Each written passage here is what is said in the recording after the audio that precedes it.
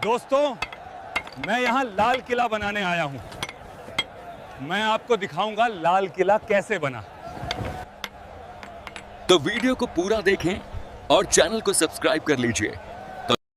वक्त इस दुनिया का सबसे बड़ा और सबसे क्रूर किस्सा गो है। यह अपनी आंखों से साम्राज्यों को बनते, संवरते और फिर खाक में मिलते हुए देखता है। अगर दिल्ली की जमीन पर खड़े होकर वक्त से पूछा जाए कि उसने इस शहर का सबसे सुनहरा और सबसे खौफनाक दौर कहां देखा है, तो उसकी उंगली लाल बलुआ पत्थर से बनी एक विशाल और भव्य इमारत की तरफ उठेगी, जिसे आज की दुनिया लाल किला के नाम से जानती है। लेकिन क्या आप जानते हैं कि जिस इमारत को हम लाल किला कहते हैं, उसका यह नाम कभी था ही नहीं। यह नाम तो बहुत बाद में अंग्रेजों की देन है, जिन्होंने इसकी लाल दीवारों को देखकर इसे यह नाम कहना शुरू कर दिया। इसका असली नाम तो किला ए मुबारक था, जिसका मतलब होता है एक भाग्यशाली या पवित्र किला। और इसकी कहानी शुरू होती है एक ऐसे बादशाह के ख्वाब से जिसे पत्थरों में जान फूंकने का शौक था। मुगल बादशाह शाहजहां। बात 1630 के दशक की है। मुगल साम्राज्य की राजधानी उस वक्त आगरा हुआ करती थी। आगरा शहर अपनी तंग गलियों, बढ़ती आबादी और गर्मियों में झुलसा देने वाली गर्मी से परेशान था। शाहजहां, जो अपनी कला और वास्तुकला के प्रेम के लिए जाने जाते थे, उनका मन आगरा से भर चुका था। उन्हें एक ऐसे शहर की तलाश थी जहां वो अपने सपनों की दुनिया बसा सकें। और फिर उनकी नजर गई यमुना के किनारे बसी एक पुरानी जमीन पर, दिल्ली। शाहजहां ने तय किया कि मुगलों का तख्त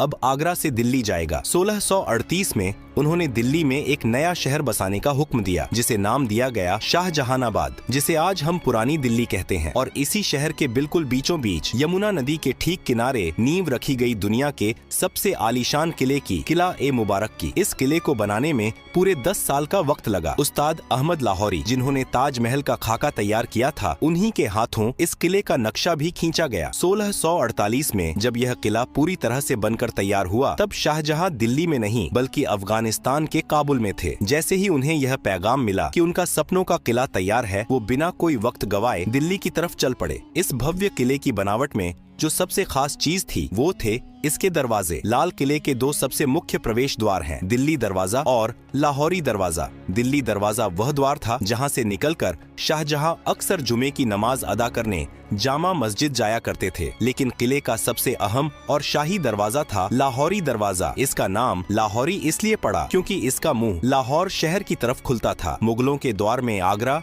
दिल्ली और लाहौर, ये तीनों शहर सत्ता के सबसे बड़े केंद्र थे। लेकिन आज जब आप लाहौरी दरवाजे को चांदनी चौक की तरफ से देखते हैं, तो आपको दरवाजा सीधा नजर नहीं आता, बल्कि उसके आगे एक बड़ी सी दीवार नजर आती है। यह दीवार शाहजहां ने नहीं बनवाई थी, इसे बनवाया था उनके बेटे और मुगल बादशाह औरंगजेब ने। औरंगजेब को लगता था कि लाहौरी दरवाजा